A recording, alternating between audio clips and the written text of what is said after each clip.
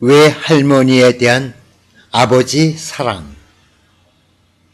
어머니가 돌아가신 뒤 외할머니의 건강은 급격히 나빠지셨다.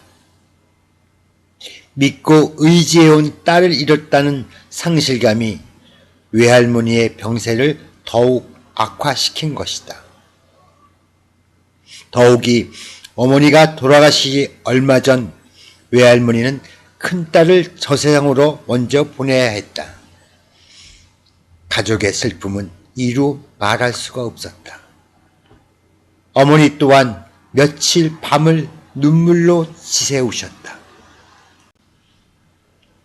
6.25 전쟁이 발발하고 형부가 납치를 당해 생사조차 확인되지 않은 상황에서 고통과 시련 속에 하루도 마음 편히 살지 못한 언니를 생각하면 가슴이 찢기는 것 같아.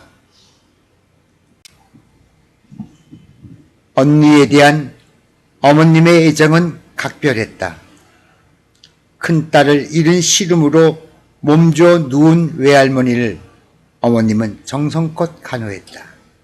아버지 또한 극진했다. 외할머니를 청와대로 모셔와 병 간호에 힘쓰셨다. 어머니는 업무가 끝난 뒤에 반드시 2층 외할머니 방에 들려 방의 온도나 습도를 살펴보고 하루 중 재미있었던 일이나 바깥 세상 풍경을 전하며 외할머니의 이야기 동무가 되어드렸다. 아버지와 어머님의 염려 속에서 하루하루 병세가 호전되어 가던 외할머니에게 이번에는 둘째 딸을 잃은 비극이 닥쳤다.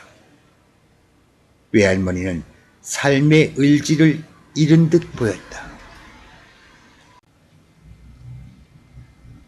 외할머니를 지켜보는 아버지의 근심은 나날이 깊어갔다. 아버지에게 외할머니는 친어머니와도 같았다.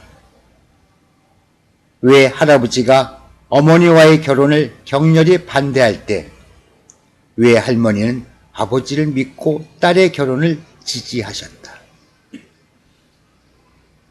결혼식에도 외할머니 혼자 참석하셨다. 그런 사연이 있었던 만큼 외할머니는 아버지에게 친어머니 못지않은 소중한 분이셨다. 외할머니가 편찮으시다는 전갈이 오면 아버지는 입맛을 잃고 쓸쓸한 표정이 되기 일쑤였다. 평소 아버지는 외할머니를 장모님이라고 부르지 않고 어머니라고 불렀다. 그만큼 두 분의 사이는 허물이 없었다. 외할머니가 병환이 더 깊어지셔서 작은 이모댁에서 치료를 받고 계실 때였다.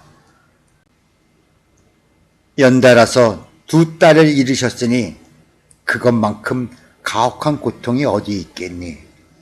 너희들도 자주 외할머니를 찾아뵙도록 해라. 아버지는 자주 작은 이모댁을 찾아 외할머니를 위로해 드렸다.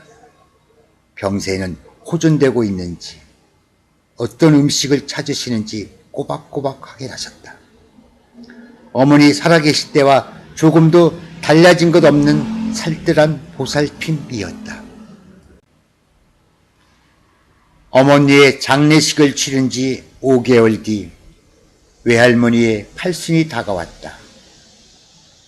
사랑하는 딸을 잃고 슬픔에 잠겨있는 외할머니의 모습을 바라보는 아버지의 심경이 그렇게 착잡해 보일 수가 없었다.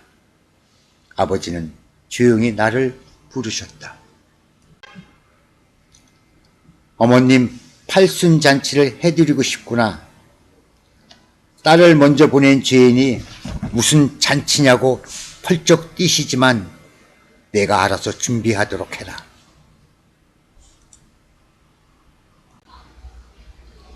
나는 일가 친척만 모이는 조촐한 식사 자리를 마련했다. 30여 명의 친지들이 모인 축하 자리에서도 외할머니는 먼저 간 딸들이 생각나셨는지 연신 수건으로 눈가를 닦아내셨다.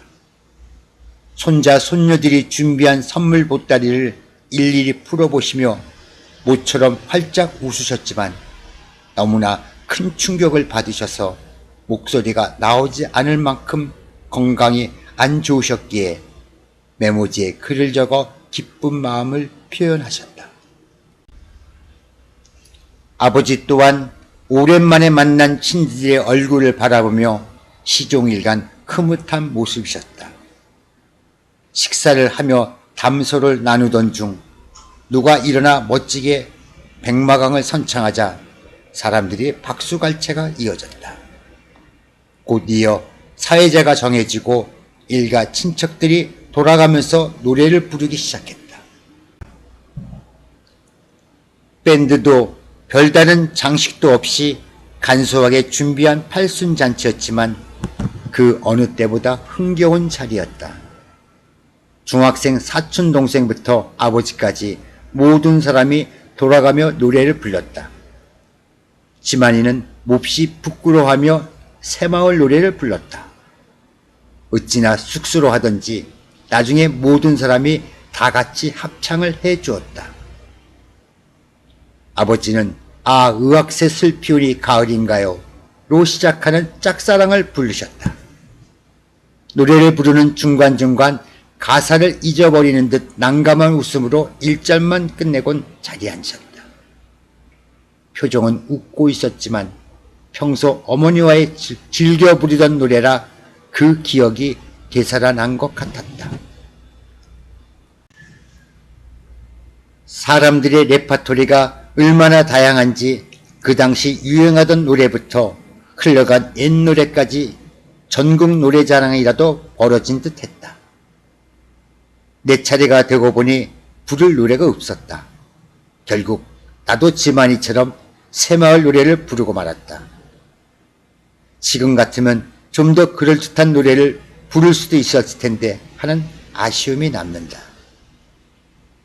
나에게 그날의 기억은 매서운 겨울 뒤 찾아온 따뜻한 봄날처럼 그리운 추억이 되었다. 외할머니는 독실한 불교 신자셨다. 거동이 불편하기 전까지 자주 절을 찾으셨다. 젊어서부터 큰 살림을 도맡아 하며 몸고생, 마음고생이 심했던 외할아버지에게 종교는 유일한 의지처였다. 하루는 외할머니를 모시고 절에 다녀오는 길이었다. 길가에서 보초를 서고 있는 젊은 장병을 보더니 외할머니는 구멍가게 앞에서 잠시 차를 세우게 하셨다. 뭐 하시려고요? 여기 잠시 기다리거라. 심부름 시킬 일 있으면 저에게 시키세요. 제가 할게요. 아니다. 너는 가만히 있어. 내가 잠깐 볼 일이 있어서 그래. 구멍가게에서 나오는 외할머니 손에는 담배 한 보로와 라면 몇 개가 들려 있었다. 외할머니는 곧장 젊은 장병에 다가가 그거를 건넸다. 작은 거지만 받아둬요. 젊은 사람이 추운 날 이렇게 고생하는데 내가 마음이 아파서 그래. 다른 동료들과 나누어 먹도록 해요. 낯선 할머니에게서 담배를 선물로 받은 군인은 당혹스러운 표정을 지으면서도 외할머니에게 씩씩하게 감사의 인사를 전했다. 차 안으로 들어오시면서 외할머니는 그제야 편안한 표정이 되셨다. 평소에도 외할머니는 자신의 옷 중 깨끗한 것은 다시 손질해서 가난한 사람들에게 보냈다. 불심이 깊으셨기에 살아서 많은 선행을 해야 한다고 여기셨다. 카톨릭 중학교에 다닌 영향으로 나는 어린 시절부터 성경책을 접했지만 외할머니의 영향 탓에 불교에도 관심을 가지게 되었다. 외할머니를 모시고 절에 다녀온 날은 부쩍 어머니 생각이 많이 났다. 어머니는 외할머니를 모시고 자주 절에 다니셨는데 시간이 날 때면 나도 두 분을 따라 나서곤 했다. 고요한 산사에 두 분이 나란히 앉아 불공을 들이던 모습이 잔잔한 그림으로 기억 속에 남아있다. 어머니는 불심이 깊으셨지만 자식들에게 종교를 강요하지 않으셨다.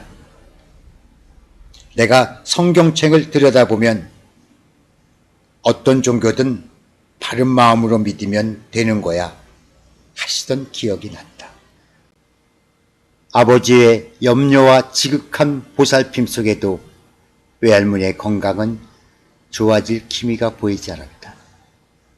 거동이 불편하셔서 한 달에 한 번 꼭 가시던 절에도 다니지 못하셨다. 가족들의 걱정은 이만저만이 아니었다. 외할머니가 돌아가셨다는 연락이 왔을 때 아버지는 비통한 표정으로 한참을 아무 말씀도 못하셨다. 외할머니의 영정 앞에서 아버지는 오열을 멈추지 못하셨다.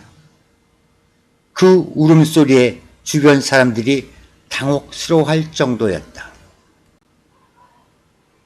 겉으로 드러난 아버지는 강한 지도자의 모습이었지만 내면에는 한없이 인간적인 속내를 감추고 계셨다.